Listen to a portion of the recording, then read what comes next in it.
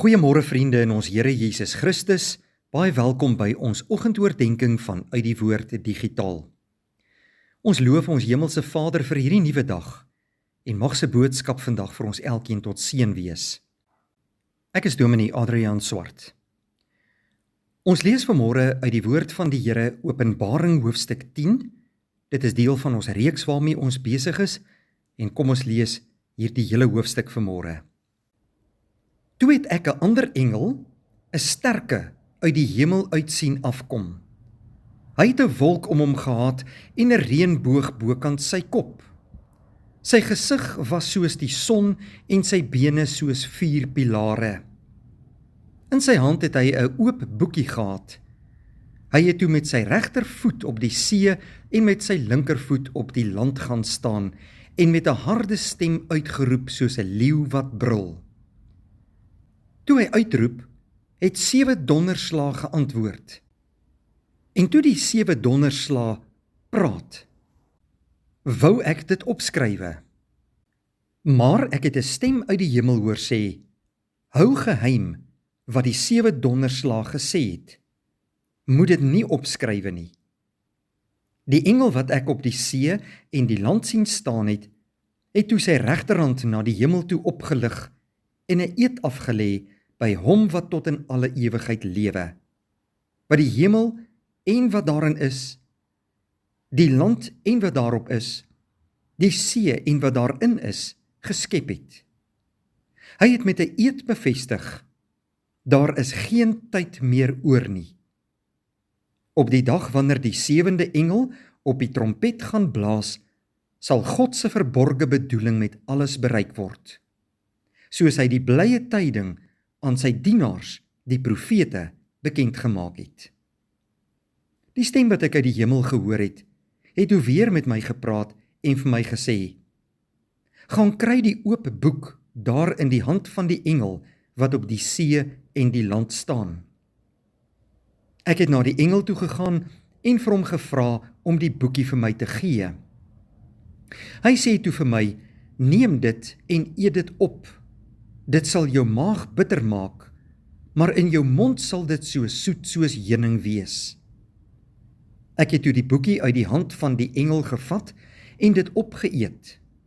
In my mond was dit so soet soos heuning, maar toe ek dit insluk, het my maag bitter geword. Toe het hulle vir my gesê, jy moet weer God se boodskap aangaande baie volke, nasies, tale en konings verkondig.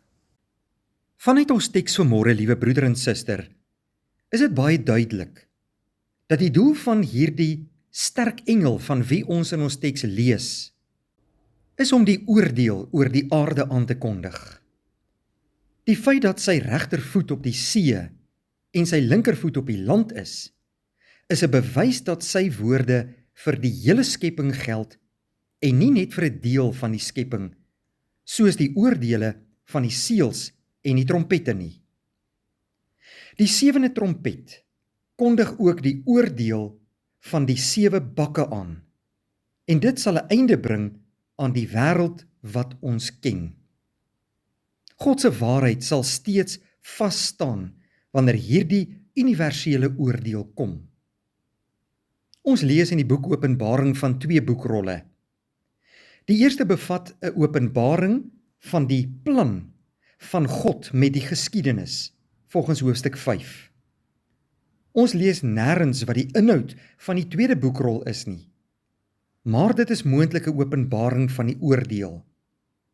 Die profeet Jesegiel het ook 'n visioen gesien, waarin hy beveel is om die boekrol met die oordeele teen die volk Israel te eet, in Esegiel hoofstuk 3.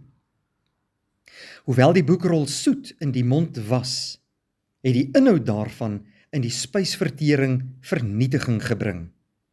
Net soos die boekrol wat ons oor Johannes lees in ons teks van vanmôre. God se woord is soet wanneer dit in die mond kom, maar bitter wanneer die uitwerking daarvan tot sy volle implikasie ervaar word. By die blaas van die 7de trompet kom dinge tot 'n finale einde. Nou is daar geen uitstel meer nie.